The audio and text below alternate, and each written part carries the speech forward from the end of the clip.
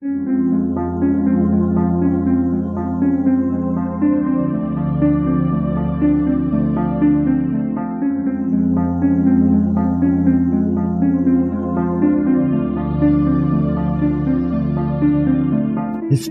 tells the story of the world and of our lives. Sometimes that history goes bump in the night.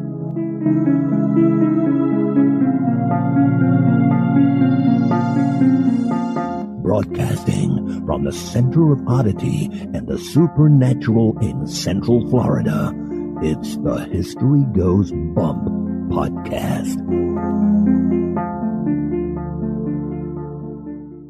Hello, you spooktacular people. Welcome to this second episode in the Haunted Circus miniseries. I am your host, Diane. And this is Kelly.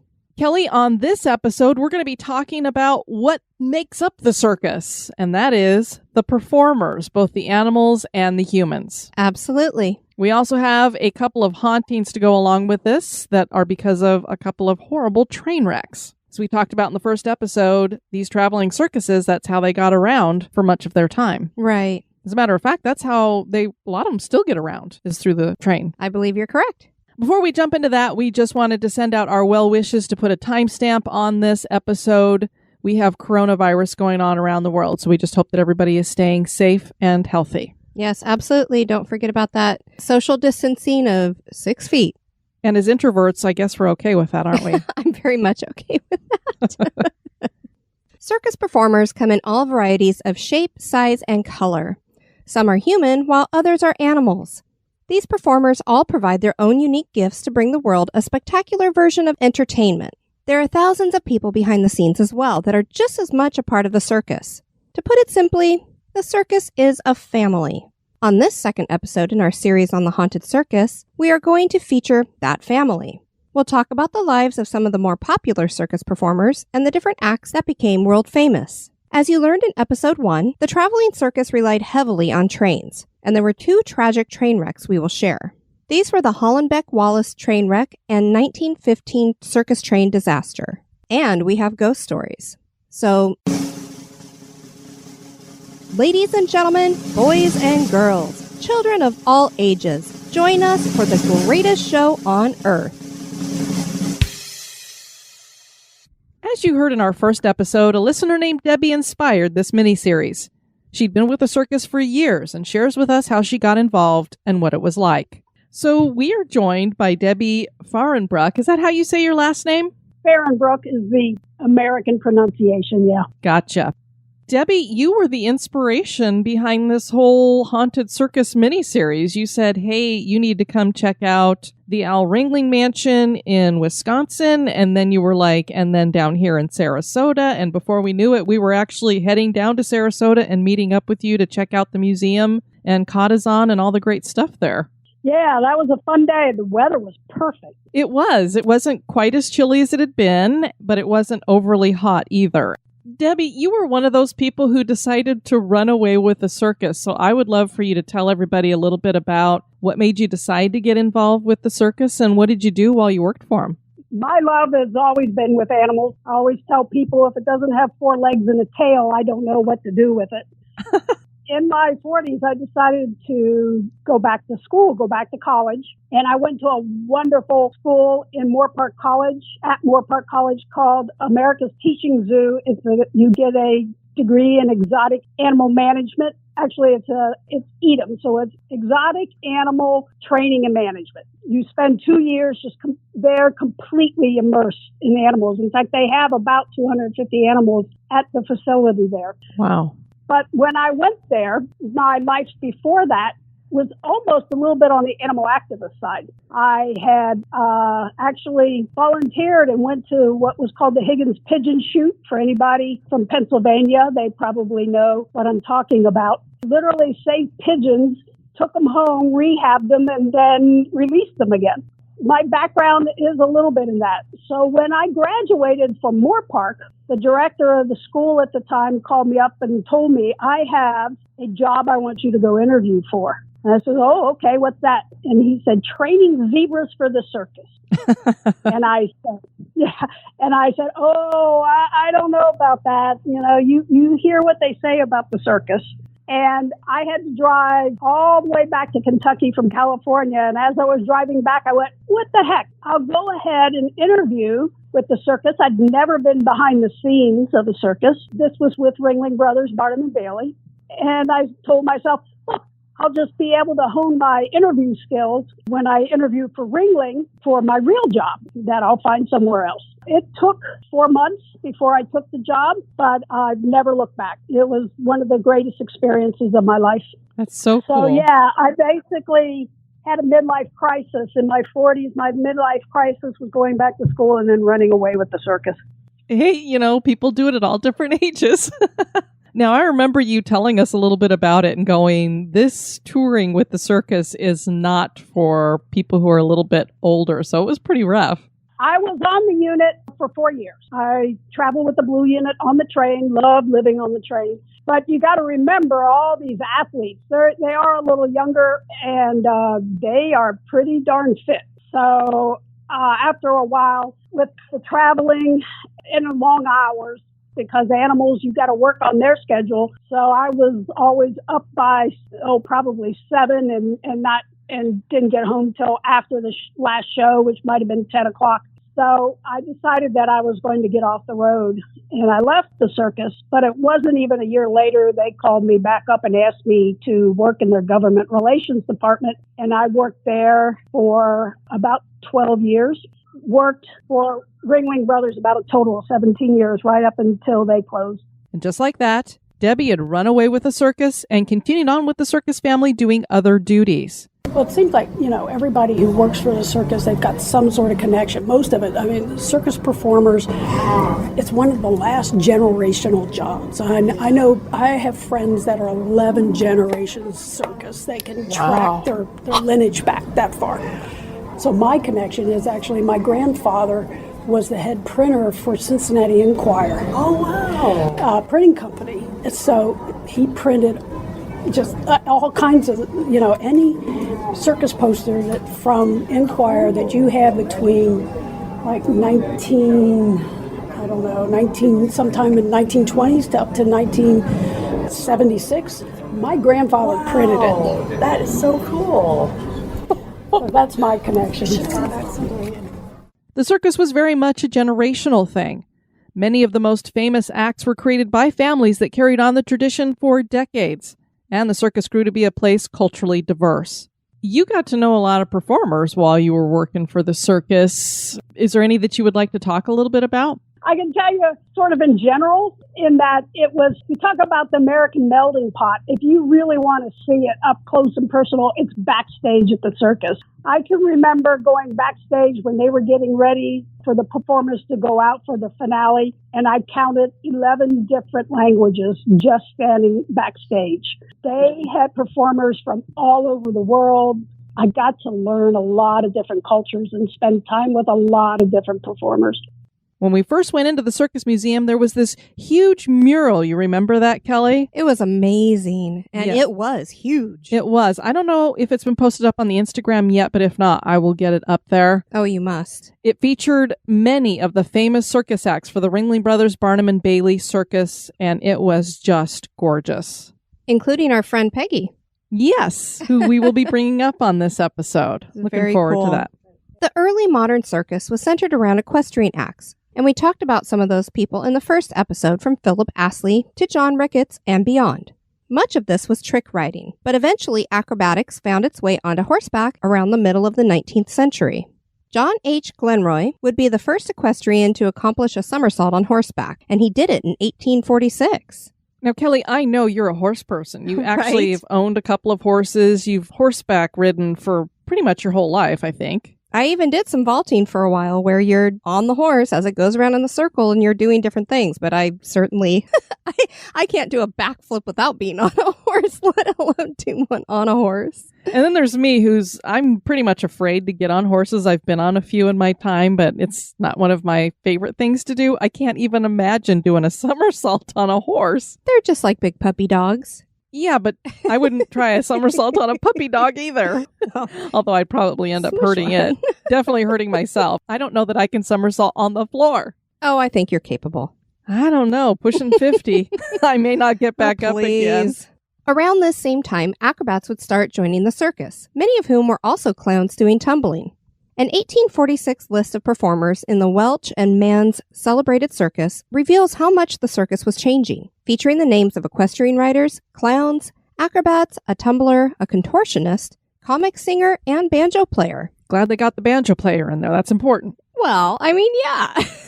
Who doesn't like a good banjo player? And we all know, I mean, eventually the circus is going to have orchestrations and all kinds of bands of their own. But I thought that was cute that he was on the tail end of that one.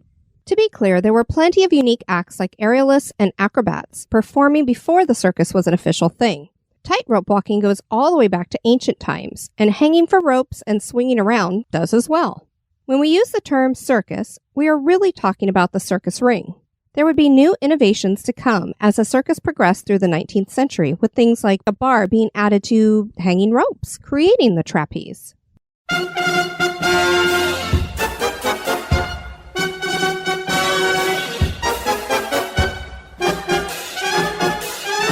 The circus was not originally meant for children and was occasionally considered pretty racy, as we told you guys in episode number 1. Women could show their legs, performers were wearing skimpy costumes and tights.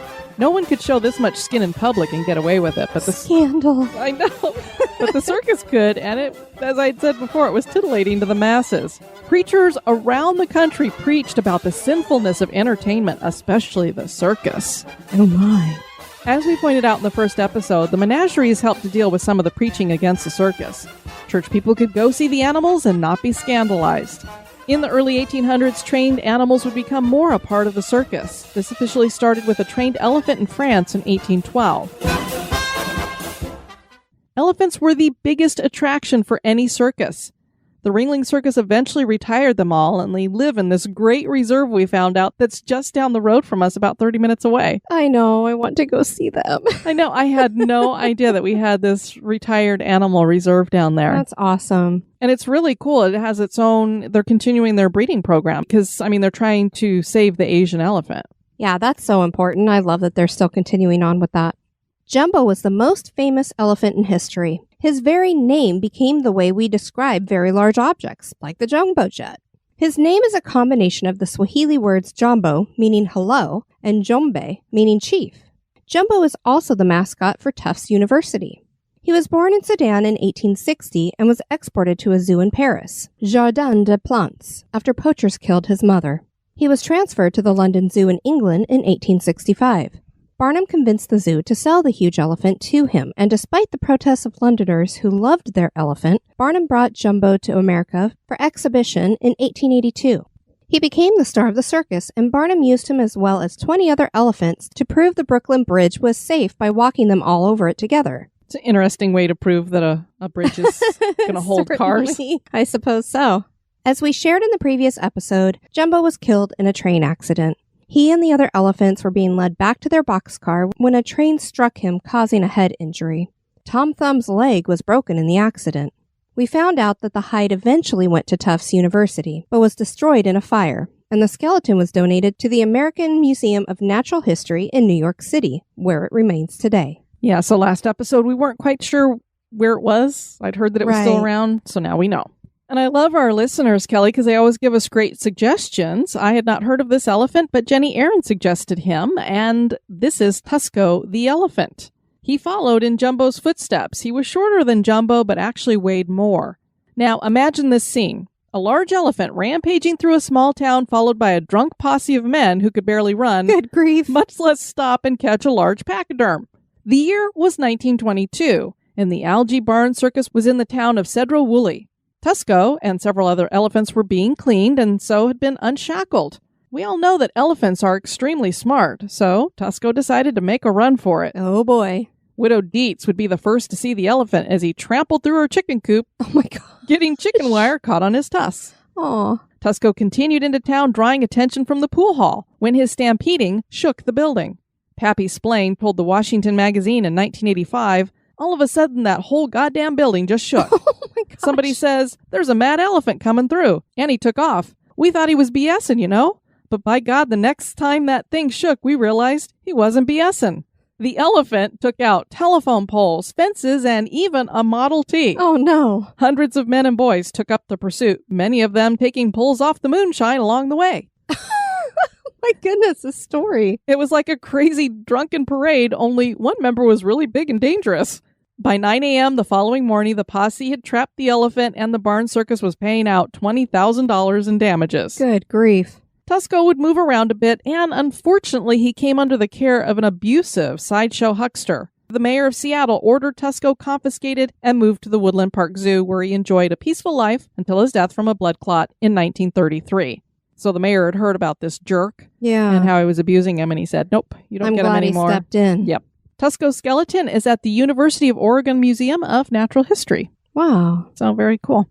So, you know, when you see some of these skeletons in these nature museums, it does make you wonder, where did they come from? Is, yeah. Now you know, a couple of them have been circus elephants. Well, and I probably saw my first trip to New York. I probably did actually see the skeleton of Jumbo. I just didn't realize who he was. I'm sure you did. The Russian circus would become more prominent and influence future circuses when they opened their state college for circus and variety acts in 1927. Sports acrobat training would become the norm and performances would become more theatrical and choreographed. Eventually, music and special lighting would become more of the show as well. But even with all the music and lighting, it is the performers that make the circus. We've combined performers into their various groups and will spotlight a few of them or the families that are more prominent within those groups. Now, of course, we're not going to cover every single circus act that's out there because there are so many of them. Right. And we're not going to cover every single famous circus performer because, again, we'd be here for hours and hours and hours. More than a 3-4 part miniseries. But these are some that you've probably heard of, and if not, they're some of our personal favorites. Definitely. So that's why they're included. Of course, Kelly, we have to start with the sideshow freaks. We covered a lot of this also in episode number 1, but we have some that we didn't talk about that we're going to share here as well.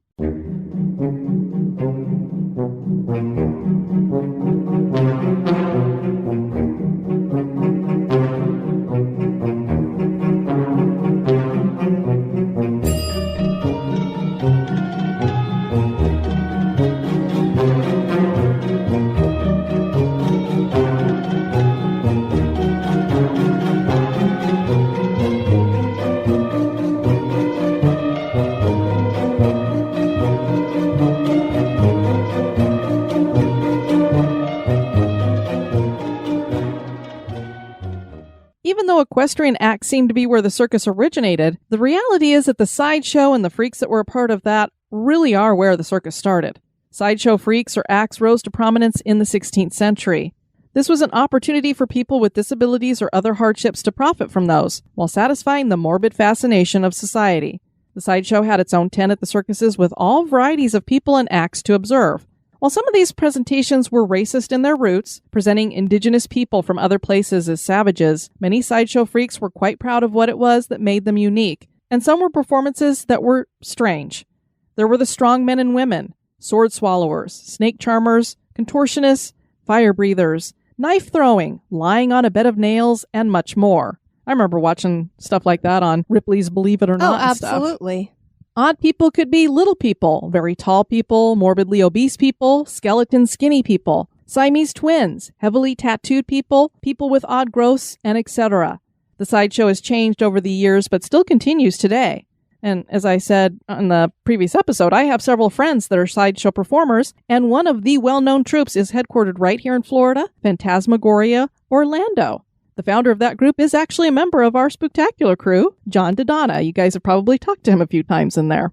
They are steampunk themed, so y'all know we love that. Absolutely. And we need to get to their show. I know. We bought tickets to go last year, and then That was when we were bringing Savvy, our dog, that's right. home. We had to go to Georgia to pick her up because she had been away from us for a couple 2 months. Yeah. And so we really couldn't delay that any longer. Yeah. So we had to forego. Bad. I really wanted to go see that show so badly. Yeah. So I was like, I have tickets in hand finally, and I'm not going to be able to use them. Oh. Katie Sanduina was born to be a part of the circus, quite literally being born in the back of a circus wagon. She was born Katharina Brombach. and her father ran the circus. She eventually would perform in that circus, mostly challenging men to wrestle. She built up her strength and became stronger than most men. She could lift over 300 pounds above her head. During one of her performances, in which she challenged men to defeat her, a Maxwell Heyman would jump on the stage, and it must have been love at first sight. The way Max told it was, "She picks me up once and throws me on the floor. And I say, 'Katie, I love you. Will you marry me?'" Can you imagine? No, but I love that. That's awesome. And she did. The two were married for 52 years. He would become part of her act, in which she would lift his smaller 165-pound body up with one hand above her head. She was a big girl, and oh man, was she strong. Very strong. She would become the Lady Hercules and end up joining the Ringling Brothers and Barnum and Bailey Circus. She worked for them until she was 60. She would lift multiple men at once, bend iron bars with her hands, and resisted the pull of 4 horses. She would retire and move to Queens with Max, and they opened up a bar and grill, which they advertised as being owned by the world's strongest woman, and she would perform for patrons. She died on January 21st, 1952 from cancer. She was 67. General Tom Thumb was born Charles Stratton in 1838 in Bridgeport, Connecticut. He was born a rather big baby, weighing in over 9 pounds. And That's not that big. I was going to say, and you know how to birth one of those. One was over, one was almost. Wow. Well, big babies. For the first 6 months of his life, he grew normally, and then he just pretty much stopped. By the time he was 4, he'd only grown another inch. He would never even make it to 3 feet tall. P.T. Barnum changed his life, as we mentioned in the first episode. Charles Stratton would put on a uniform and become General Tom Thumb. We got to see his boots at the museum when we were at the Circus Museum. They looked like you were looking at little boys' boots. Yeah, they did. He became world famous and is credited with how people looked at the sideshow. Many thought of it as a dishonorable carnival attraction, but Stratton was an entertainer who sang and danced and cracked jokes. He showed that the sideshow and curiosities could be entertaining. He married Lavinia Warren, who was also a little person, and both got to meet President Lincoln at the White House. They went on to perform together. Stratton died unexpectedly at the age of 45 from a stroke on July 15, 1883. He was buried at Mountain Grove Cemetery in Bridgeport, and Barnum put a life-size statue of Stratton up on his grave. That's very cool. And unfortunately, some vandals damaged it and tore it down, but they did get it fixed and put back up again. Some people are just horrible. Schlitzie was born Simon Metz in 1901. He was born with microcephaly, which is a disorder where a person is born with an unusually small brain and skull. He also had intellectual disabilities and was only 4 feet tall. He wore a muumuu, and his gender would be changed depending upon what part he was supposed to be playing. He was sometimes referred to as the missing link, the last of the Aztecs, or what is it? He loved to dance and mimic and was very successful on the sideshow circuit. And he worked for many circuses, including the Clyde Beatty Circus and Ringling Brothers and Barnum and Bailey. He appeared in the cult classic Shrieks, and he died at the age of 70 in California. Have you ever seen that old movie, Freaks? I believe I have. It's really good. Yeah. I really enjoy it. Annie Jones was born in 1865 in Virginia. She had hirsutism, which meant that she had excessive growth of facial hair, and this would lead her to working with P.T. Barnum as the bearded lady. Annie started with him when she was just a toddler, and by the time she was 5, she had sideburns, a mustache, and beard. She became the country's top bearded lady and was a spokesperson for her fellow freaks. She actually did not like that term, so she was trying to change it. But as I said in the other episode, it's now kind of become a term of endearment, and people, fly your freak flag. It's become a good thing. So, but of course, back then, it wasn't necessarily that way. She died young at the age of 37 from tuberculosis. That's really young. Yeah. Jack Earl joined Ringling Brothers after he had an accident while making a silent movie. Earl was a giant of a man. He was born in 1906 and was over 7 feet tall by the time he was 13 years old. His parents must have been like, whoa. Talk about going through some growth spurts and having to buy new clothes. I can't even imagine, you hear about sometimes boys have a lot of pain in their bones when they're growing fast. I'm certain he had to have had that. He traveled with the circus for 14 years, and the claim was that he was 8'6". He later became a salesman and died at the age of 46. So he was just slightly under Robert Wadlow, just a little bit shorter. Right. Fyodor Yevtuchev was born in 1868 in Russia. He had hereditary hypertrichosis, which meant he had excessive hair all over his body, particularly his face. Barnum discovered him at the age of 16 and brought him over to America and dubbed him Jojo the Dog-Faced Boy. He was well-spoken, but would play up the dog part by barking and snarling at people. He died at the age of 35 from pneumonia. Now from the sideshow freaks, we move to the daredevils.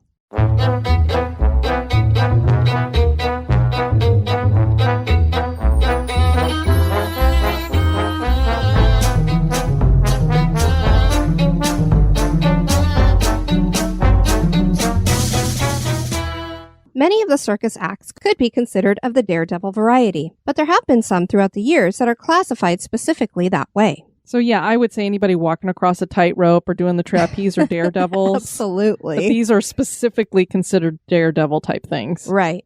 There are many varieties, from being shot from a cannon to doing tricks on bikes or vehicles and other apparatuses. There is also the Wheel of Death, which first showed up in the circus in the 1930s and consists of a large steel frame with circular hoop tracks at each end. This whole apparatus then rotates while the performer runs around the inside and the outside of the hoops. Bello Knock and Nick Walenda are a couple of performers who have used the wheel. The human cannonball has been done for decades and has had both male and female performers. One of the famous performers was Elvin Bale, who started doing the cannonball for Ringling Brothers and Barnum and Bailey Circus in 1978. An accident in 1983 left him paralyzed. Yeah, unfortunately, the cannonball has a lot of accidents with it that have left people paralyzed. Well, I would imagine it's very difficult to rotate your body just properly as you're shooting out of it to get a good landing. And that net has to be just in the right. perfect spot. Yeah. Because that's what most of them do. They overshoot the net. Ugh. Until I was doing the research, I completely forgot about the Wheel of Death. I'm like, oh, what's the Wheel of Death? And I looked it up and looked at the pictures and went, oh my God, I loved that when I was a kid too. I used to get so stressed watching it, but I really loved watching it also. You know, when you're a little kid, it's not necessarily as stressful as an adult because you don't really think about the danger of what was actually going on. If they fall off that thing or it stops working or something. And eventually, Ringlings is going to change the name of that to the Wheel of Steel. They wanted to get that whole death thing out of there. I'm not surprised. There's also something else that is definitely one of my favorite circle acts, and that was the Globe of Death, which got changed to the Globe of Steel too eventually. Right. The globe is fashioned from welded steel mesh that is done in segments. The bottom panel of the globe is a trapdoor that allows motorcycles and performers to get inside. Most globes weigh 5,300 pounds and measure 16 feet, and performers use dirt bikes to ride around the inside of the globe. There are multiple riders, and they ride around the inside going faster and faster in circles as audiences hold their breath while riders pass right by each other. It always looks like their heads are about to knock each other or something. I mean, it just seems like such a close proximity. I know. It's like, oh my gosh. The timing's incredible. Yes. Different acts work with different numbers of riders, but the record belongs to the Torres family, which made the record with 8 bikes. Good grief. Doesn't seem like you'd have enough room to get them in there. I know. The first to present the Globe of Death was Thomas Eck, and this was in 1903. But the man credited with making it popular was Arthur Rosenthal, and he had a partner named Frank Lemon. These guys did tricks on bicycles and motorcycles, and the globe would be how they ended their act.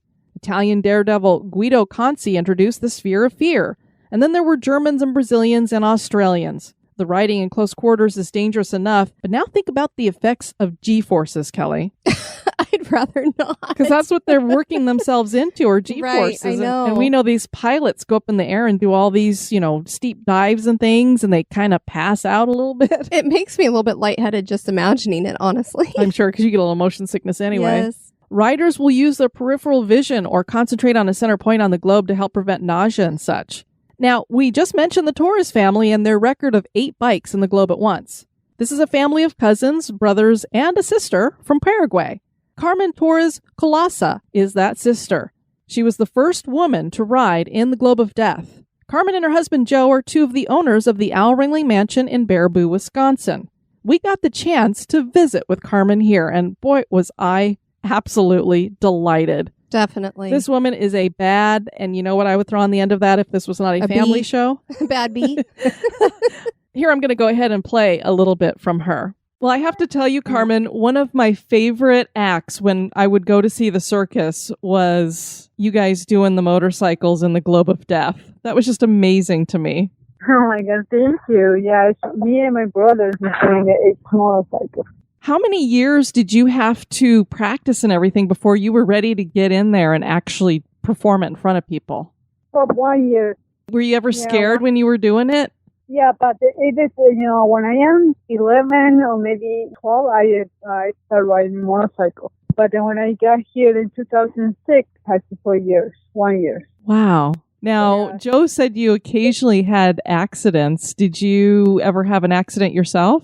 Well, yeah, we have, not all the time, but we have a couple accidents. But, it's a lot of motorcycles. It's a motorcycle. No, never know when it's going to be, it's going to happen sometime, And your record was 8 motorcycles in there at one time? Yeah, a motorcycle in one time. It doesn't even seem like 8 could fit in that globe. That's just amazing. Yeah, it's not room there, but we all together then inside. So, if 4 start going up and the other one going, we had to go apart, we had to do in 3 times, everybody going up.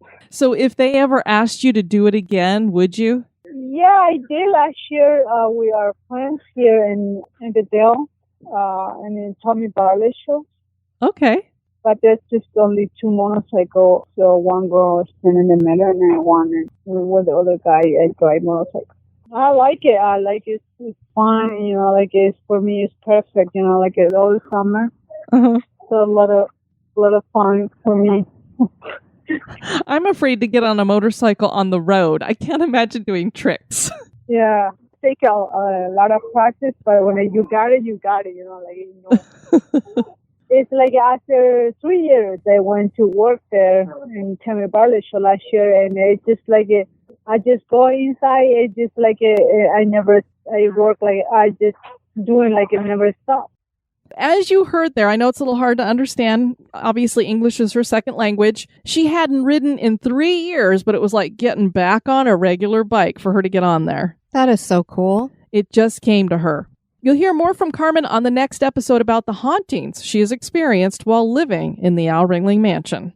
And boy, does she have some stories. I can't wait for that. Mauricia de Thiers was one of the highest paid stars of the Barnum and Bailey Circus. She was a French daredevil during the early 20th century. Her main mode of stunts was through the automobile. Her signature routine was called the Dip of Death. This crazy woman would drive a small car down a ramp and into a loop-de-loop, then jump a large gap while upside down and then land safely on the other side. This is like watching your kids playing with the little loop-de-loop in their Matchbox cars. Like she was doing it with a real For car. reals. Yeah. A New York journalist wrote of the act, "All the other acts that make hearts cease to throb looked about as harmless as a game of tiddlywinks indoors compared to that trip that Mademoiselle Mauricia does with her Made in Paris automobile." I can't. I would imagine it. I mean, I've seen posters with it. Right. And I thought, no way. But she did it. Oh, my word. And she lived.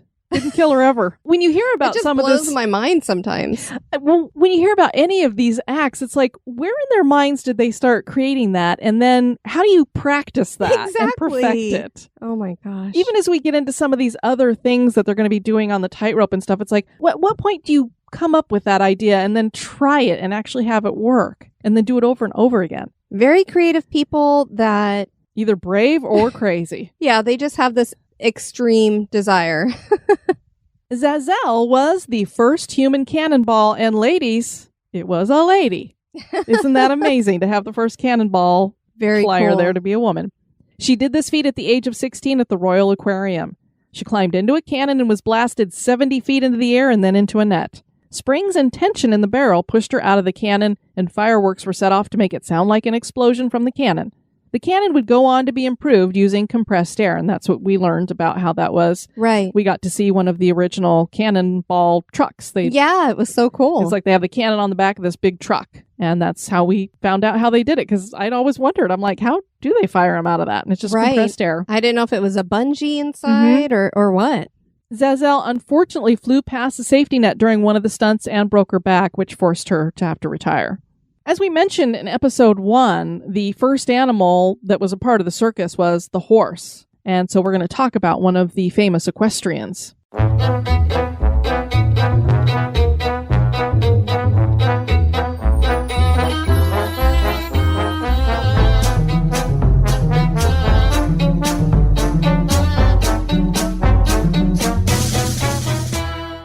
Mayworth was a trick rider by the time she was 10 years old. She would become one of the greatest female acrobats on horseback of all time. She was born in Australia in 1894, and after her parents were separated, she was adopted by a sister of the Worth brothers, who owned the largest circus in Australia. She started with tumbling acts and wire walking, but was soon riding horses and trying her acrobatics on the back of the horse. One of John Ringling's talent scouts spotted her and brought her on with the Barnum and Bailey Circus in 1912. She would mesmerize crowds as she did backflips from horse to horse. She was injured in 1913, but bounced back and traveled with the Carl Hagenbeck Circus. In 1917, she was with the Ringling Brothers Circus and then stayed on as the Ringling Circus combined with Barnum and Bailey. She stayed with them until 1927. She would perform with other circuses and even did a scene for an opera. She retired in 1937 and passed away in 1978 in Sarasota. So, Kelly, what'd you think of the clowns at the circus? I like the clowns. Clowns don't scare me. Yeah, when they're freaky kind of clowns. Well, I even like scary clowns when it comes to Halloween. Well, I'm not surprised. The freaky clowns scare me a little bit, but I don't ever remember being afraid of the clowns when I was a kid. No. And the really cool thing is they would come right up into the stadium seating and hang on the rails. Get right up in your face and interact with you. Wave with you and talk to you. It was so much fun. And Debbie had mentioned to us that we were going to be having lunch with this Peggy Williams, who we were like, oh, okay, great. Didn't really know who that would be. When we were looking at that mural that was right when you walked into the Circus Museum, there's these 3 female clowns that are poking their head out of a door. And she goes, that one on top is Peggy Williams. And that's who we're having lunch with. And we're like, oh, you're kidding. That was so cool. Yeah. So and she was so funny. She was. We're going to share a little bit about her in just a bit here. Early clowns would be more like stand-up comics who would feature parody songs and jokes. They would evolve into juggling acts and presenting shows with trained animals. Clowns have always been important because they bring human contact to the audience.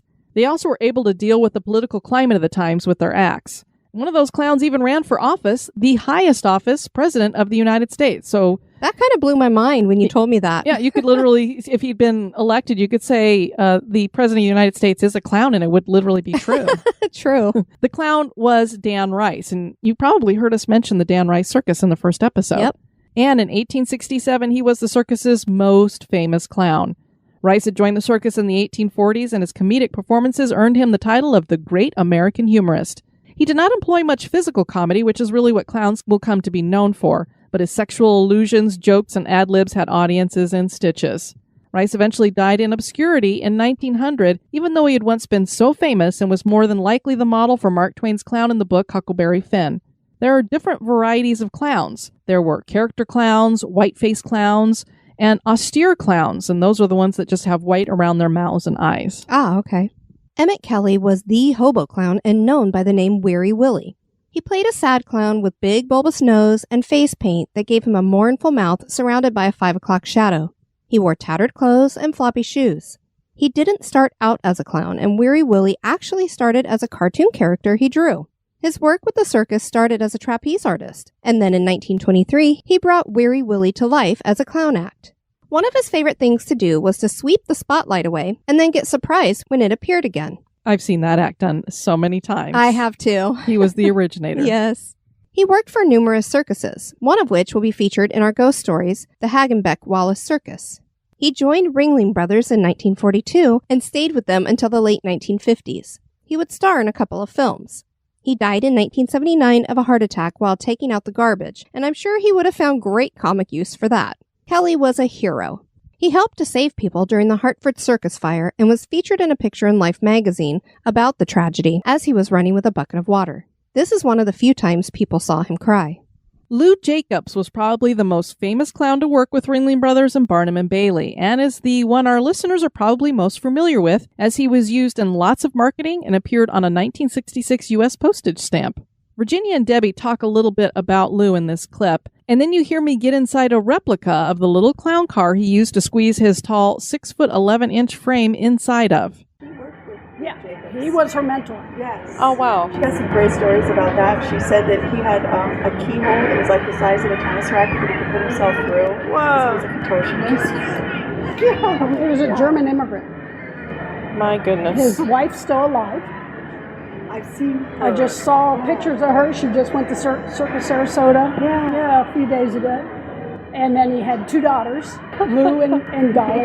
And then I told you about Dolly, she and Pedro do the circus arts. And the other daughter is married to, why can I never remember her name? Anyway, they have elephants still. And this is the car that you can get in if you wish. You're tall. After you. I bet both of you. At once? No, not at all. Awesome. Thank good I'm not 6 foot. Yeah, can you imagine? And that one is actually supposed to be a little bit bigger than That's his actual one. Yeah. How in the world did he do that?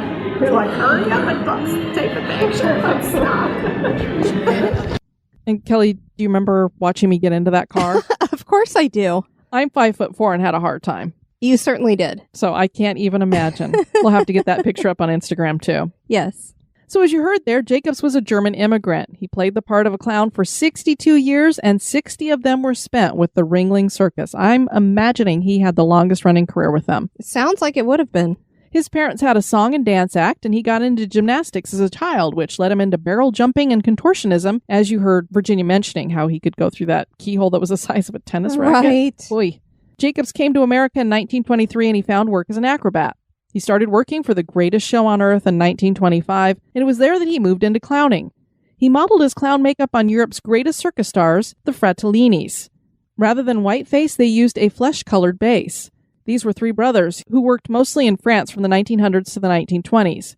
Jacobs had many gags, including not only his 2-foot by 3-foot small car, and he did start that whole clown car thing. He was the first one to do that, but also a self-propelled bathtub and a couple of little dogs. He wore a costume that was pink and lavender check suit with 12-inch collars, and his shoes were really big. He married Ringling showgirl Jean Rockwell, and they had two daughters, Lou Ann and Dolly, whom we will talk about later. Jacobs retired in 1985 when he was 82 years old. That's so fantastic. He was clowning up until that. Yeah, what a long career. Although he continued to teach at Ringling Brothers and Barnum & Bailey Clown College even after he retired from clowning. In 1987, he received a Lifetime Achievement Award on behalf of Ringling Brothers and Barnum & Bailey Circus. He died of heart failure on September 13th in 1992 in, of course, Sarasota, Florida. He was 89 years old. We had the great honor of eating lunch with the first woman to ever be hired by Ringling Brothers and Barnum & Bailey as a clown. Peggy Williams was the first female graduate of the Ringling Brothers and Barnum & Bailey Circus Clown College in 1970. She didn't start out with clowning, though. She was a speech pathology major at the University of Wisconsin, majoring in deaf education. A friend directed her toward the clown college, saying she would be the perfect fit for it, and she thought that perhaps it might teach her nonverbal communication skills. We'll let Peggy tell the rest of her story here. In 1970, I finished the University of Wisconsin in my 4 years, and that happened to be a horrible semester to finish great college memories with. Someone blew up a building on the campus, somebody died. It was the Kent State year when 4 people in Kent State died the same 2-week period. There were protests, there was tear gas, we had National Guard occupation, bayonets in the classroom. I mean, it was like, what? All of a sudden we were in a war zone. I was going to stay for 1 more year and finish my master's, right? Because I was on an accelerated course. I've got to get out of here. And someone said, oh, I know where you can go. Here, check this out. And he handed me the Sunday paper, Parade magazine, with 2 paragraphs, maybe that big of an article, that said they were taking girls into clown college for the first time ever. And I went, what? And he said, that's perfect for you. You got to go. Forget grad school. Go. So I applied and I got in. I got in the Greyhound bus. I went all the way from Wisconsin, there by Canada, to Florida, down here by Cuba, and went down in Venice to college. Wow. Yeah, and when I broke my foot the 3rd day, and they said, you're not eligible for a contract, you need to go home. I said, I can't go home. I just canceled this semester in grad school. I have an apartment for 2 months. Let me stay. I'll be helpful. I'll be out of the way. I'll sit in the seats. Let me audit the classes. And so they did. They said, you just won't be able to get a contract. So, go through the whole 8 or 10 weeks. I got to help everybody, a little sewing machine, little singer. So then they offered me a contract the day after the graduation. I got my cast off 3 days before the graduation, so I could be in a number or 2, just kind of like a wallpaper. But I don't know, I must have been good wallpaper because Mr. Faub wanted to see me before I got on the Greyhound to go home. And so I said, oh, Mom, I'm not eligible for a contract, so I'll just go home. And I said, no, we're going to pick you up, and he wants to talk to you. Okay, so I got ready to move out of my apartment. Got in the little station wagon with the wooden sides that we're talking 70s. Yeah, it was one of those sideboard cars. We went to the arena, which was an old airport hangar down in Venice. And when it came my turn, we all sat in the seats, and he had his office upstairs, and one at a time we'd go up there and say, thank you, goodbye, see you later, whatever. And he said, no, sit down. Okay. He said, this is Urbanfeld, who died in 1984. But he had the best pens to write with, and the best way to communicate with someone I've ever seen. I was like already a millionaire, and I'm like a college student with a huge pile of debt. So we're like equals, except in different levels, right? And he said, well, what would you say if we told you we want to offer you a contract and be on the first unit that goes out as the first girl down? College. And I went, but I'm not eligible. I'm telling you, millionaire who has all the decision-making power. Right. I'm You're not like, but eligible. you're wrong. I can't. Yeah, I'm not allowed. I tried to talk. I said, yeah, I'm not eligible for a contract, but, of course I wanted one, but I'm not. He said, I'm like all ears because I'm going to be on the Greyhound thinking about it for days, right? And he said, I own the show. It's not a democracy. I can change my mind, and I did. I want to hire you. I'm like, oh, it's my whole future. Yeah.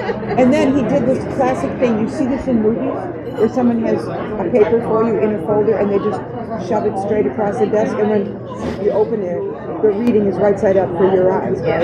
It was. He'd done it a million times for me. It was. And he shoved it. And I remember that. And then he reached inside his beautiful jacket and he pulled out this fat pen that was so easy to write with. It was like, oh, I want the pen. In my mind, I didn't say that to him. I said, this is a beautiful pen. And he said, well, you can use it. Right where the X is. Right on the dotted line. So I signed a contract, and then I went to the Greyhound station, went home and put all my stuff there, brought back what I needed for winter quarters, and that time I flew back, right? Because you can't take a lot. My whole home was a bunk. It was like the distance from this table maybe to the other corner of that table, and it was 36 inches wide. And there was a hallway down the middle of the train car. I'm talking about my train room, right? Yeah. It was very small. And the girl across from me, hers was very small. And the girl upstairs from hers, and so there was 2 high bunks in the hallway. So I was in a single girls' car with people that worked in wardrobe and who were trained porters, and I was the only clown, but they were dancers and all that kind of stuff. So it was really fun. I loved that experience living in a bunk, but there was no door. It was a curtain. So you just live on very little, and that's why you don't need a footlocker. Where are you going to store it? Trains aren't made for suitcases, right? You have to, it's all cubby holes, little things, every single inch is used. So that was fun. We know it was hard to hear with the background noise at the restaurant. Peggy broke her foot right when she got into clown college, and they were going to send her home. But they let her stick around, and Feld offered her a contract. And the rest is history, as she made the circus her life and still works for them today at the Circus Museum as an archivist. And as you guys could hear in that clip, she was just a joy. She was a hoot. I had so much fun with her. And she told us some crazy stories. She did. It was a lot of fun. Next, let's go on to the people that I think are darn crazy. The tightrope walkers. I'm afraid of heights. I am too when it comes to that type of thing. And they had at the Circus Museum, there was a tightrope that was about, 6 inches off the ground. Where I ate it. You did eat it, but you got almost all the way across it. You would have, hit the end of the rope and gone flying out into the audience, but you walked across the whole thing. Instead, I just slammed into a wall. You did. I have that recording, but I don't think I'll use it. I don't care. At least that's a real pratfall. You always play the recording of me supposedly falling, and people think it's really me falling. Yeah, this is so at least this was like an actual thing that happened. This is really Kelly falling into the wall. No, the wall just jumped up and hit me. Oh, that's right. I'm sorry. You did manage to hit the little button at the end to show that you'd finished before you hit the wall. I don't know how these people do this, especially without a net. Oh, Lord. I mean, you look at how wide that rope is, because when we look up, we can't see what the size of it is. And when you get a feel for it there at the museum, oh my gosh. Well, I have terrible balance anyway, so I'm already challenged. I just don't even.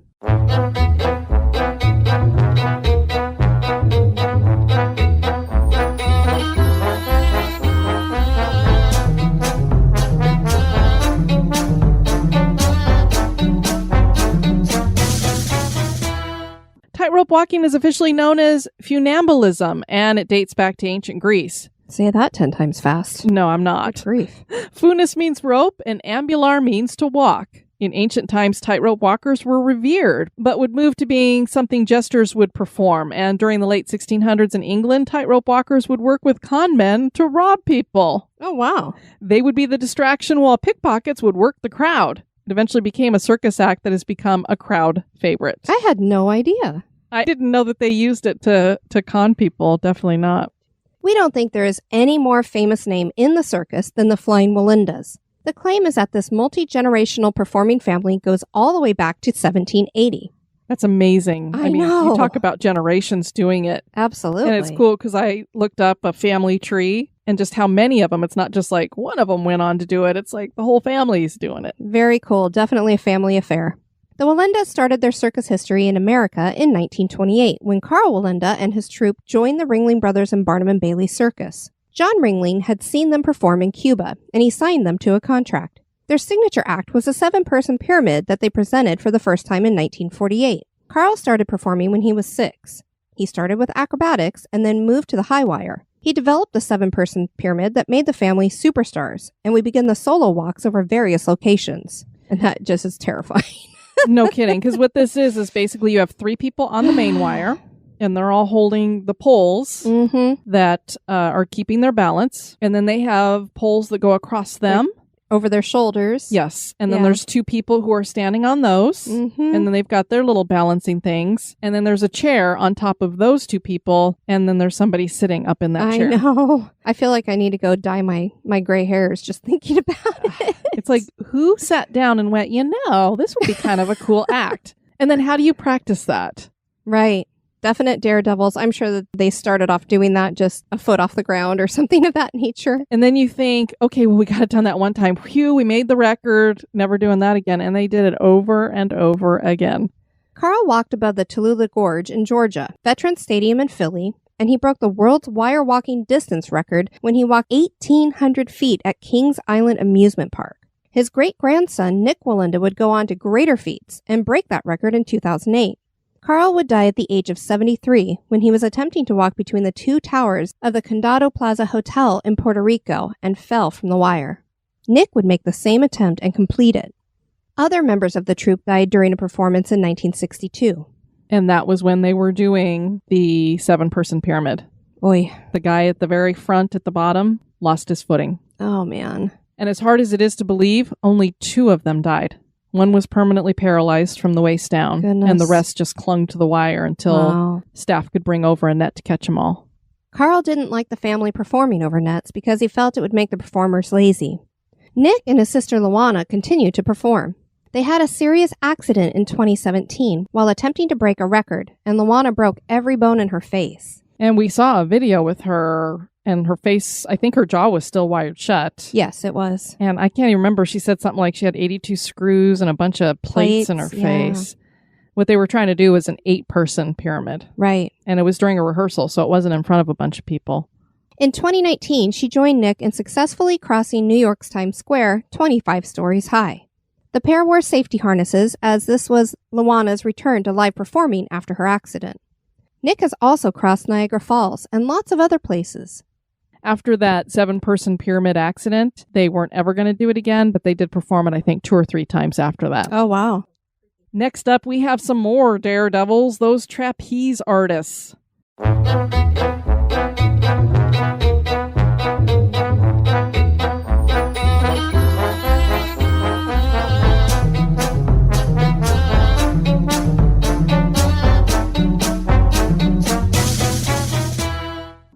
There are multiple forms of trapeze. It can be static, swinging, flying, or spinning.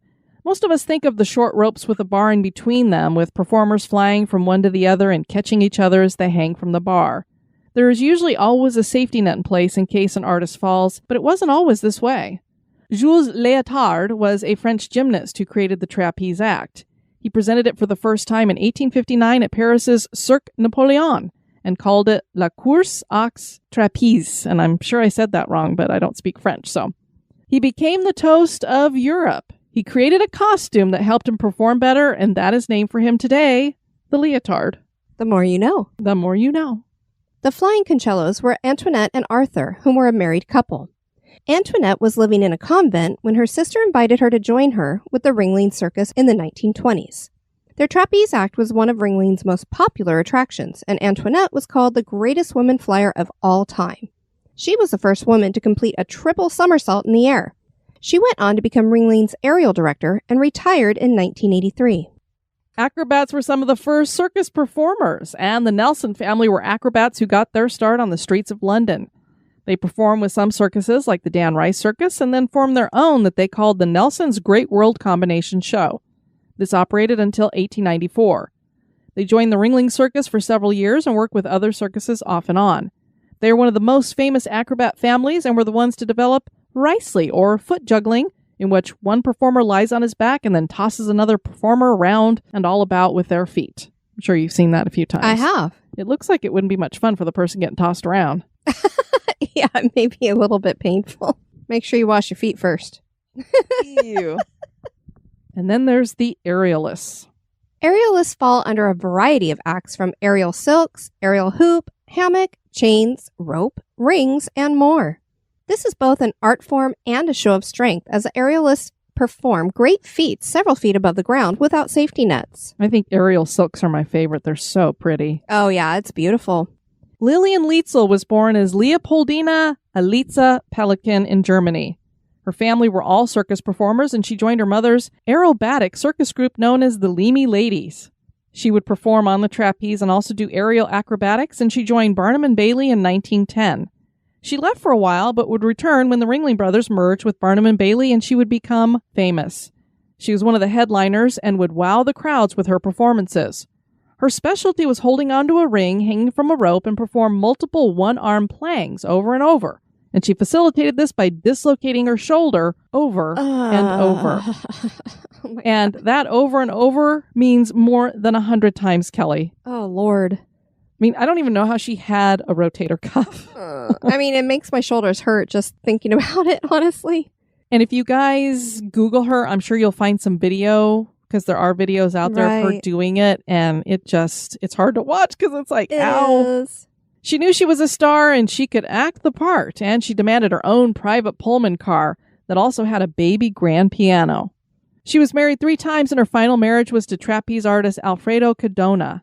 They had a contentious relationship. Tragedy struck in 1931 when Lietzel fell from a rigging when the swivel broke that held the rope and she hit the ground. She lingered for 2 days before dying. Alfredo would marry again and end up separating, and in a horrible set of circumstances, he shot his estranged wife and then himself. Wow. And I'm going to see if I can find a picture of the memorial that he had built for Lilian Lietzel. It is absolutely gorgeous. It's beautiful. It's like she's reaching up into the sky and going up into the air. There's a couple of rings that are below it. One of them's broken. Right. But it's a really cool memorial. So I'll see if I can find that and put that up on Instagram. Dolly Jacobs became one of the most famous circus stars, following in the footsteps of her parents. We talked about her father, Lou the Clown, but her mother was also in the circus and performed as an aerialist as well. She was 8 weeks into her first run with the circus in 1948 when she fell from the rings 50 feet to the ground. She spent 3 years in a cast and was told she would never walk again, but she did. So it was a bit surprising that Dolly would decide to go the route of being an aerialist too. Dolly had said, "We always loved the circus and dreamed of being in it, but Papa insisted that we stay at home with Mother in Sarasota. I never really liked school. I was kind of an outsider because I was with the circus." She left Ringling in 1984 and joined the Big Apple Circus and performed with them through the rest of the 1980s. She married another circus performer, Pedro Reese, and as you heard Debbie mention earlier, they founded Circus Sarasota. This was in 1997. We mentioned the elephants earlier, but there were a lot of animal performers in the circus. There were. Not many of them had really famous names or anything like that. They definitely had some famous animal trainers to go with them.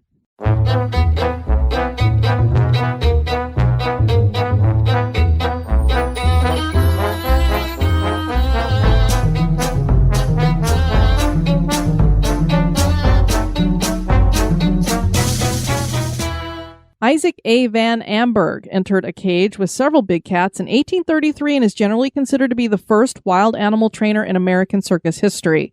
It would be his training and presentation of animals that would end up combining the menagerie and the circus performances into one.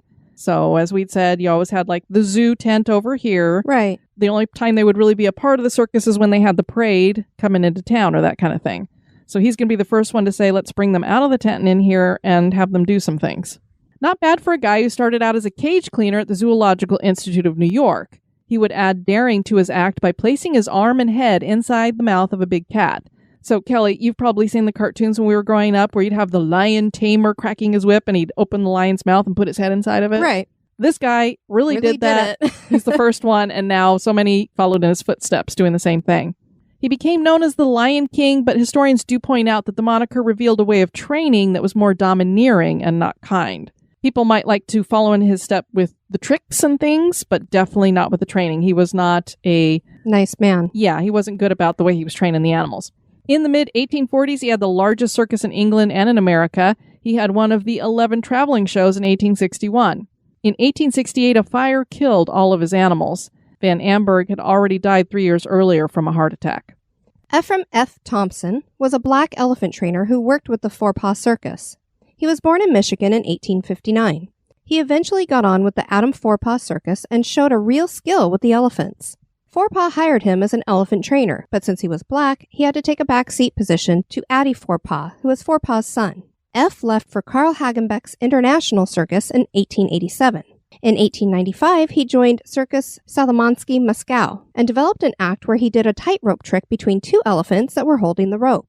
Another unbelievable act that he developed was a somersaulting elephant. Can you imagine? I don't think I've ever seen an elephant do that. I've seen them stand on their head, but no, I don't think I've ever seen one do a somersault. F came to be known as the first great American elephant trainer who trained elephants in a very humane way. He died in Egypt in 1909. The person I remember most from my young visits to the circus was Gunther Gable Williams. Did you ever get to see him perform? I certainly did.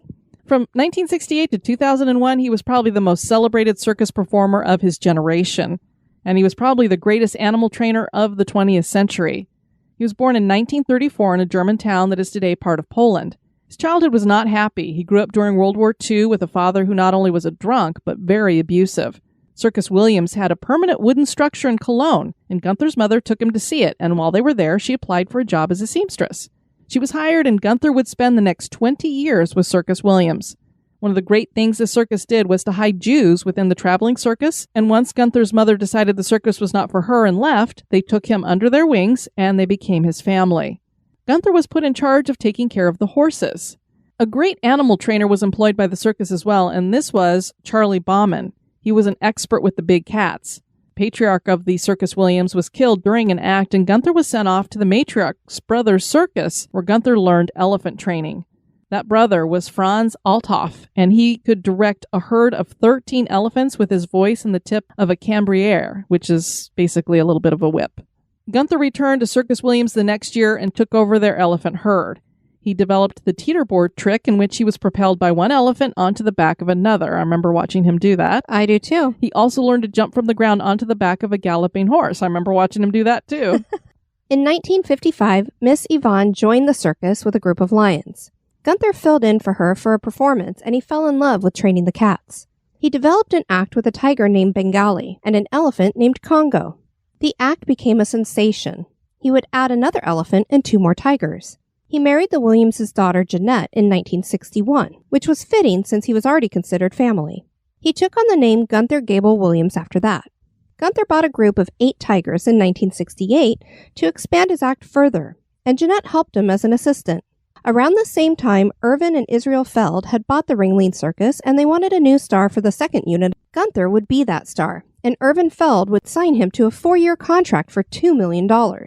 Gunther brought his new wife Sigrid and stepdaughter Tina along with 17 elephants, 9 tigers, 38 horses, and a few assorted animals. The felts would give him his signature look of bleach blonde, well-shaven and flamboyant costumes. Because he had a goatee when he was doing the circus in Europe and stuff. Gotcha. Gunther developed a small cat act, and that became his favorite. He did a farewell tour in 1990 and left the circus only to return again for a 10-city performance in 1994. And then he replaced his son, Mark Oliver, for one show in 1998. Mark had to go see his baby being born, Aww, so Dad filled in. Precious. In between those, he had heart surgery, and then in 2000, he developed a brain tumor. He had surgery and underwent chemotherapy, but it took his life on July 19, 2001. Mark continued on in the big cage until 2004, when he left the circus. Mabel Stark was a famous female tiger tamer in a world dominated by men. She was born in 1889 in Tennessee and was orphaned at the age of 17. She moved in with an aunt and then became a nurse in Louisville. That didn't suit her, and she became a dancer with carnivals. In 1911, she joined the Al.G. Barnes Circus and worked as a horseback rider, but she fell in love with the big cats. She fell in love with their trainer and married him as well. Soon, she was presenting the tiger act herself. In 1916, Mabel was attacked while rehearsing with a lion. Her face was mauled, and he grabbed her arm and started rolling with her, so it ended up breaking her arm. This was her third mauling, and they managed to get her free by firing blanks at the lion. She joined Ringling Brothers and Barnum and Bailey in 1922 and was with them until they banned wild animal acts in 1925. She would be horribly mauled again in 1928, but she always returned to the ring. She worked with the Tigers for 60 years. Mabel died on April 20th, 1968, after overdosing on barbiturates. So sad. Yeah, and I have a feeling it was probably because of pain. She was mauled and broken I would imagine. many, many, many times. And on to the ringmasters. Our masters of ceremonies. The part you played at the very top of the episode, Kelly, and really cute. The first time we took my niece to Ringling Brothers and Barnum and Bailey, she was probably 2 or 3. We got home, and that night she got up on top of the ottoman, and she was like, "Ladies and gentlemen, boys and girls." And it was like, cute. Oh, no. I could totally picture Jordan doing that. Yes, it was so cute. Harold Ronk was a long-serving ringmaster for Ringling Brothers and Barnum and Bailey Circus. He was their singing ringmaster for 30 years. And I remember him. I do too. He was born in 1921 in Canton, Illinois. He studied music and theater and joined the circus in 1950. He was known as the voice of the circus and retired in 1981. He died on August 2nd, 2006 in Canton, Illinois. So he was born and died in the same city. Yeah. It's pretty amazing. And then I definitely remember this guy, Jonathan Lee Iverson. He was the first black ringmaster and worked for Ringling Brothers, Barnum and Bailey for 20 years. He started his career with the Boys Choir of Harlem. That group performed before many world dignitaries, preparing him for his greatest act, to mesmerize the families of America who came to the circus. Can you believe this, Kelly? He was only 22 years old when the circus hired him. Wow. And he helped Ringlings to set box office records. Syndicated columnist Liz Smith said of him, "I blank, blank, blank liked 6'5", youngest ringmaster ever, Jonathan Lee Iverson, who was commanding enough to be noticed in the melee, and he can sing." So he was so noticeable to her that it didn't matter that you had 3 rings going on and whatever. He was doing it. He stood out. So then, of course, the circus closed down. He was their final ringmaster, and he went on to perform in theater after the circus closed. Makes you wonder, who are they bringing back as ringmaster? Huh. I don't know. We shall see. More will be revealed.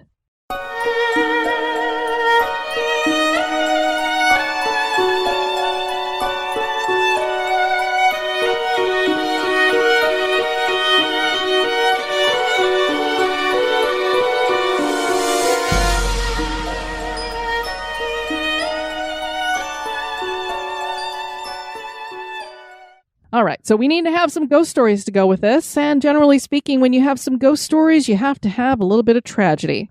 This first one was suggested by Jennifer Rodriguez, and it's the 1915 Circus Train Disaster. When the Con T. Kennedy shows were in town, newspapers would report immense crowds. The Charlotte newspaper reported in April of 1917, "Thousands of lights are used in illumination, the carnival field presenting the effect of a great mass of brilliancy. The show is the largest, the arrangement best, the exhibits and attractions the most engaging of any carnival ever held in Charlotte. But just a couple of years before this, the Con T. Kennedy Carnival Show would suffer a devastating tragedy. The traveling circus had been having a very successful fall and had just wrapped up the Harvest Festival in Atlanta. The show train was 28 cars long and full of both animals and performers, several of whom were not officially recorded because circuses were very transient at this time with people coming and going. The group was heading to Phoenix, Arizona, and was outside Columbus, Georgia when tragedy struck at 1:26 in the afternoon of November 22, 1915. A steel passenger train slammed into the circus train with both traveling 30 miles per hour. The passenger train held up well against the crash with no fatalities, but the circus train was devastated. The engines of both trains fused together, they hit so hard. Dang. People were trapped in the front of the train, and Con Kennedy led a group of performers in an attempt to save them. This was far worse than just being trapped. A fire started. Two of the carnival performers, Fred and Myrtle Kemp, could not get free, so they passed their daughter out to rescue workers. The child survived while they died. 2 carloads of animals went up in flames as well. When the fire was finally out after several hours, there were 50 Kennedy Carnival workers injured with an undetermined amount of dead. Nobody knew real names or how many people were actually on the train. Some victims had been thrown and were unrecognizable. One victim had a mysterious story to go along with his death, because he was a she. The clothing and androgynous look left people thinking the victim was a man until it was clear that this was a woman. She'd clearly disguised herself as a man to be a part of the circus. There was a mass funeral at Columbus's First Baptist Church, and then bodies were placed in a mass grave at Riverdale Cemetery. The carnival's band played on borrowed instruments. The mass grave can be found directly across from South Commons in Columbus. Con Kennedy erected the memorial, and it reads, "Erected by Con T. Kennedy Shows in memory of their comrades who lost their lives in a railroad wreck near Columbus, Georgia, November 22, 1915. The passenger train's conductor was found at fault because he ignored orders to stop for the show train." The train wreck has led to alleged hauntings. Every October there is the annual fair hosted on the South Commons in Columbus. Many fairgoers probably don't even know about the wreck, lending credibility to their stories. In the early 1990s, a woman and her 6-year-old son boarded the Ferris wheel and soon felt as though they were not alone. Other riders on the Ferris wheel have claimed to see a male and female in period clothing riding in an empty car on the Ferris wheel. There are other reports of people wandering the fairgrounds in period clothing. One of these is a man who disappears, indicating this isn't someone in a costume. There's also been a little boy running around with a nickel trying to buy things, and of course in our time there's nothing for a nickel. The creepiest report is of a floating apparition near the crash site that has no arms, legs, or head. So basically a floating torso. Wow. Wouldn't want to see that. No. There was another tragic train wreck that occurred 3 years later. The Hallenbeck-Wallace Circus was a circus that traveled across America in the early part of the 20th century. Although it was not as famous as the Ringling Brothers Circus, it was the second largest circus in America when tragedy would hit twice. It was based out of Indiana and started as the Carl Hagenbeck Circus. Hagenbeck had been an animal trainer, and it is thanks to him that circus animals were trained with rewards rather than fear. The Wallace Circus was just getting underway at the same time under James Anderson and Benjamin Wallace, and officially became the B.E. Wallace Circus under just Wallace in 1890. As happened with so many circuses at the time, Wallace grew his circus by buying the Carl Hagenbeck Circus, and the two merged into the Hagenbeck-Wallace Circus. The first tragedy occurred during the Great Flood of 1913. The circus lost much of its menagerie. 8 elephants, 8 horses, 21 lions, and tigers were killed. After that, Wallace sold his interest in the circus to Ed Ballard. On June 22, 1918, the Hagenbeck-Wallace Circus was on their train traveling to a performance near Hammond, Indiana. Another train, an empty troop train, was heading towards them, and the engineer had fallen asleep. At 4 a.m., the two trains collided, and the kerosene lamps on the circus train started a fire. The railroad cars were made of wood, and the fire quickly spread. When the fire was over, 127 people had been injured, and 86 had been killed. No animals were injured or died because they had been on a different train that arrived safely at its destination. The clown Big Joe Coyle lost his wife and children in the inferno. He would be sad the rest of his life, but he went on and created a vaudeville show called George White's Scandals, which would launch the Three Stooges. Oh, wow. Nyah, nyah. Oh, I'm always going. There were many performers whose names were not known. They were just known by their nicknames, so that is what was put on their headstones. These were names like Smiley, Baldy, and Four Horse Driver. 53 of the bodies were never identified and buried in a mass grave, with 5 bodies officially identified and given a proper burial. These graves are at the Chicago Woodlawn Cemetery in an area called Showman's Rest. Other circus performers have been buried here as well, and there are over 750 plots. And I think they now call it like the clown cemetery because most of them are clowns. Aw. There are reports that the Showman's Rest is haunted. An interesting report is the disembodied trumpeting of elephants. These sounds are mostly heard at night. There are no animals buried here, and none died in the wreck, so this is really bizarre. An Oak Park police officer even reported that he had once felt as though the ground were shaking beneath him, as though there were a heavy animal running past him, something the size of an elephant. There is laughter and circus music heard at odd times. Paranormal teams have investigated the cemetery and have experienced drained batteries and EMF activity in a cemetery with no electricity around. And then Debbie shared an interesting experience she had with her dog that seems to have a paranormal connection. Living in Virginia, I got into a lot of Civil War history. And I used to do a lot of house sitting, pet sitting, and so I stayed in some houses that... one of the most convincing, I was staying in a house that was the second oldest house in Loudoun County, which made it very old. It had gone through, it had been on the... it was a big house up on a hill. I mean, it gave you that whole impression. And it was part of the Underground Railroad at one time. It was a speakeasy during the Prohibition. You know, it had a lot of history to it. And there's two things that happened while I was there. But I'll tell you the one that was actually most convincing. I was sleeping in the guest room. And it was morning. It was light out. And I always had my dog with me. I had Springer Spaniels. And Cooper, who's lying beside me, all of a sudden, he just picks up his head, looks this way, and just watches somebody walk around the whole bedroom and out the door. Wow. I'm going, what in the... What are you looking at? What was he watching? What was he looking at? So yeah, I don't know. What did her dog see, Kelly? Yeah, I don't know. I mean, they can definitely sense things and see things that we can't. Very true. Then she had another really cool story that she wanted to say for the Halloween episode. Right. We won't blow that and share it now. The performers are the circus. They've brought us such joy. Some have suffered some great tragedy. Have some of these tragedies left behind hauntings? That is for you to decide. Well, had another great time doing that one. On our next episode, we're going to be talking about the Ringlings and their history. And then heading up to Wisconsin. So the Ringlings in Wisconsin. And you're going to hear more from Carmen in that episode and her husband, Joe, and one of their little ones who happens to have the name JoJo. I love that. I'm so looking forward to it. Yeah, it's going to be great. People are going to love it. Plus, we also got to talk to the other owner of the Al Ringling Mansion. So we've got lots of people talking to, and boy, does he have a heck of a ghost story. Yes. We want to welcome into the Spooktacular crew, Deirdre and Jordan. Thanks for joining us, guys. And please check out our website at historyghostbump.com. And if you want to send us some feedback, you can do that at historyghostbump@gmail.com or on any of our social media. We will be sure to see it. Brianna had said on the website, "Hi, just wanted to say that your podcast is one of my favorites. I look forward to it every time it updates. I appreciate the blend of spooky with historic facts, and I really enjoy the hosts and their banter. You keep me company during long work nights. Thanks for all you do. Keep on being spooktacular, ladies." Very sweet. Thank you. Yeah, thank you. And we want to thank all of you for joining us for this episode. I've been your host, Diane. And this has been Kelly. You take care now. Bye-bye. This episode has been brought to you by our executive producers. Be sociable. Drop the chain rattling, neck biting, and shape shifting. And join us on Facebook and Twitter at History Goes Bump. Like the page and follow us.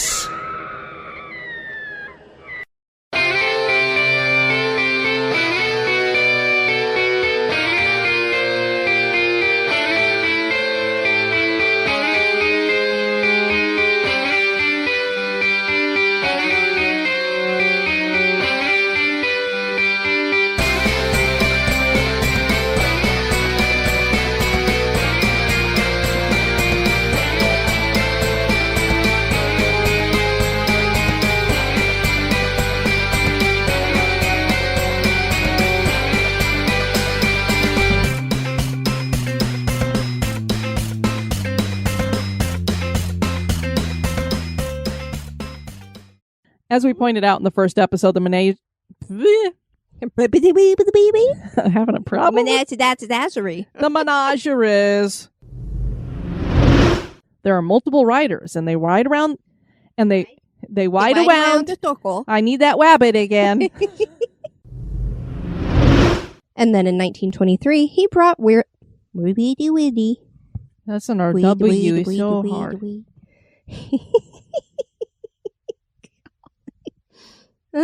He brought Weary Willie to life as a clown act.